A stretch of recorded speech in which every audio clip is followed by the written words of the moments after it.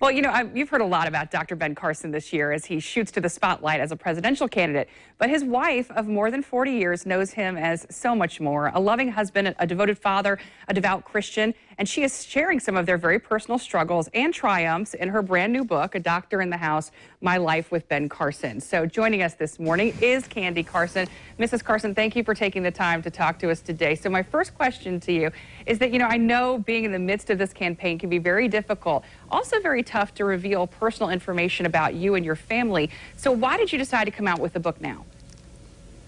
Well, first of all, thank you for having me and Happy New Year.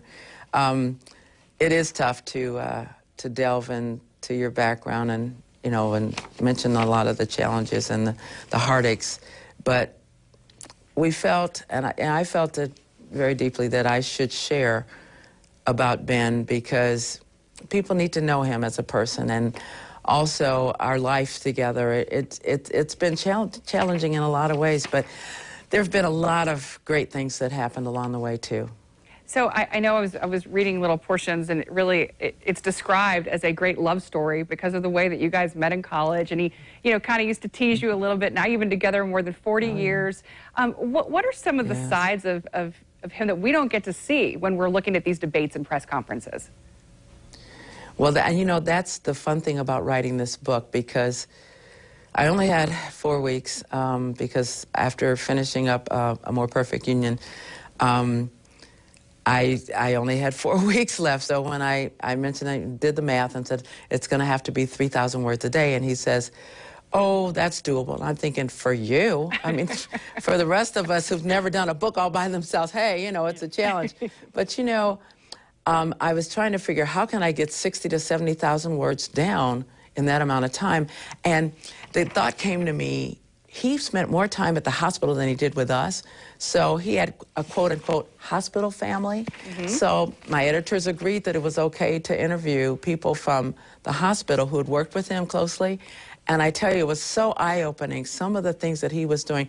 And I charge everyone to interview your spouse's co-workers, because you'll find out they're better than you thought they were. You know, I really love that. And I was going to ask, actually, my next question was going to ask you for some advice, because you guys have been together and you're, you know, obviously a very happy, very connected couple. For those other couples that don't get a lot of time together, what do you suggest that they do to really stay bonded? I mean, what do you guys do? Is it dinner? Is it like a trip? Do you put away cell phones? How do you get that quality time?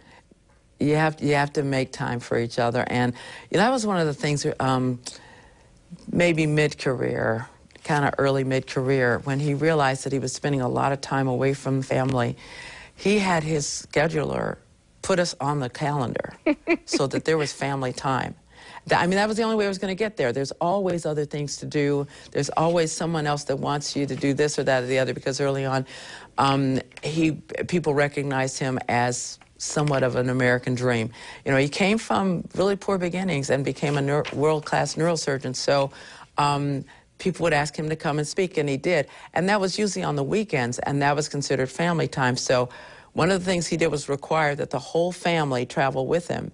So the kids had frequent flyer miles, and, you know, they liked being with Dad, but they didn't like traveling all the time, because a couple of them had to spend birthdays on trips. And our little, oh gosh, when number 2 son was 5 years old, he really didn't want to go to the Virgin Islands. He really didn't want to go to those Virgin Islands. Really? Because twist my arm. It's my birthday, and here we're doing this again, and so on and so forth. So when we got there, yeah, I know, but he didn't want to go. And so we got him on the plane. When we got there, there was like a platoon of Boy Scout, Girl Scout types, and they were marching, and they also had a band. And after that was done and all the greeting was done, the troop leader came over and said, I hear it's someone's birthday today. And he says, yeah, it's my birthday.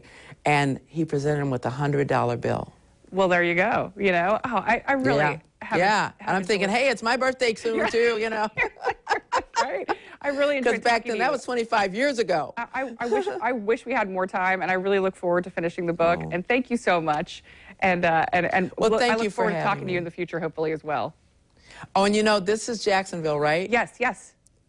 Yeah, my mom is from Jacksonville, so I have a great. soft spot in my heart for that. But I am doing a book signing in Florida. I know it's a little ways away, but if anybody's down there visiting friends, or if you have friends there in Vero Beach, it's going to be at the Books A Million at, I believe it's Indian River Mall. Okay. And do you have the time there? Okay. Thank you so much. Well, we'll try to get that on our website. Okay, thank you so much.